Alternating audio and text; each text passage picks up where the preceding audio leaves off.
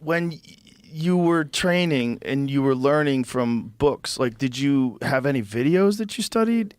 Was it like, how did you learn techniques other than just books? I mean, I'm trying to remember what books I had, man. I had like PJ Penn's book, Eddie Bravo's book, like the actual textbooks. And then I started buying the instructionals. Like I had Kara Parisian's judo for MMA. I had Ryan Hall's. He was one. He really changed the game with instructionals in the early days.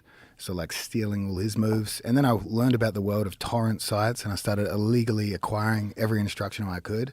And then we'd try to self-learn on the mats, studying these and then drilling the moves. That's really... So I was really self-taught up until purple belt, really just focused on using instructionals. And then where'd you go for purple belt after Then that? I moved to Melbourne with Lachlan Giles, and basically was like 2.5 years there and then 2.5 years with John. That's a crazy little amount of time. Yeah, I didn't spend. That's the thing. A lot of people, obviously, they just notice when you achieve something. You know what I mean? So like, I trained by myself a long time before I was able to join any big teams. What do you think attributed to your success?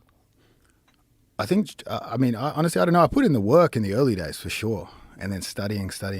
And then just being at the forefront of the leg lock sort of saga, you know, like I got in at the right time. I saw techniques in the gi, like the berimbolo, that would just, a new technique that would wipe the floor with experienced black belts. You could use it on people you had no business beating. Those are the techniques I wanted. And I saw the Danaher guys use heel hooks, and I was like, man, if I, as a purple belt, can submit some black belts, I'm like, that's the way I got to go.